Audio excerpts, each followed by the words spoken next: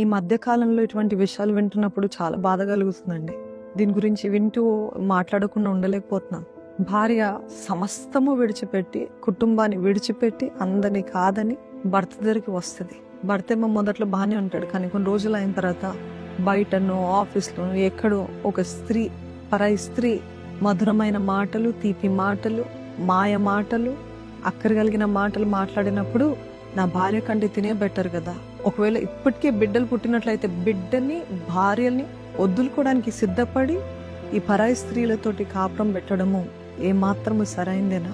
అదే రీతి పురుషులు కూడా, భర్తలు కూడా రాత్రింపగలు కుటుంబం కోసం కష్టపడి, ప్రయాసపడి, వారిని ఎలాగ పోషించాలి, ప్రతి అవసరతలు ఎలాగ తీర్చాలని కష్టపడి వెళ్ళి వచ్చేసరికి భార్యలేమో పరాయి పురుషులతోటి సంబంధం పెట్టుకోవడము, నా భర్త కంటే తనే బెటర్ కదా అంటూ భయంకరమైన నీచమైన స్థితిలోకి దిగజారిపోతున్నారు. వ్యభిచారం చేసే వారి సంగతి పక్కన పెడితే, ఎవరైతే అన్యాయం చేయబడుతున్నారో ఆ స్త్రీ గాని పురుషుడు గాని, ఒక్కసారి వారి హృదయం గురించి ఆలోచించారా? వారి హృదయం ముక్కలు ముక్కలుగా పగలగొట్టబడ్డది.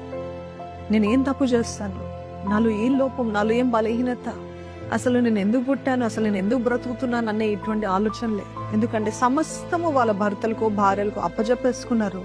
కానీ అక్కడి నుండే వారికి మోసం, అన్యాయం జరుగుతున్నప్పుడు ఎక్కడికి వెళ్ళాలా, ఎవరితోటి చెప్పుకోవాలా అర్థం కాని పరిస్థితులు. మరి ముఖ్యంగా స్త్రీలు భర్తనే పోషించే భర్తని విడిచి వెళ్తే ఇప్పుడు వాళ్ళు సడన్ గా పోషించబడాలంటే ఎక్కడి నుండి వస్తుంది పోషణ? వారి పిల్లలకి తండ్రి ఎవరని చెప్పుకోగలుగుతారు?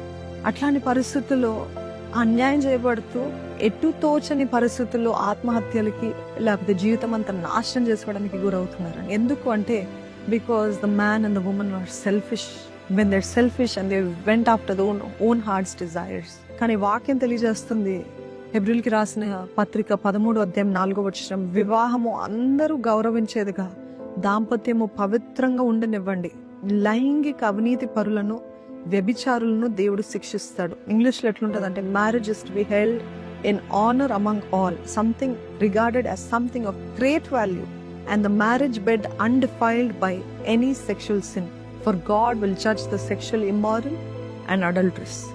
తప్పకుండా వ్యభిచారులు నరకాగ్నిలోకి త్రోసివేయబడతారు. There is no doubt about it. ఇప్పటికైనా పశ్చాత్తాపడి, ఇప్పటికైనా మారు మనసు పొంది, ఇప్పటికైనా క్షమాపణ దేవుని ఎదుట, ఎవరెవరికైతే అన్యాయం చేస్తారో వారి ఎదుట క్షమాపణ అడిగి, ఈగో కాదు, అహం కాదు, తగ్గించుకుని వచ్చినట్లయితే దేవుడు మీ కుటుంబాన్ని కడతాడు. లేకపోతే తరతరాల శాపాన్ని మీరు అనుభవిస్తారు.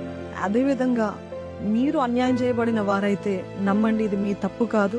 ఎదుటి వారి పాపము, ఎదుటి వారి లోపము, ఎదుటి వారి బలహీనత, ఎదుటి వారు అపవాది ఉచ్చులో పడి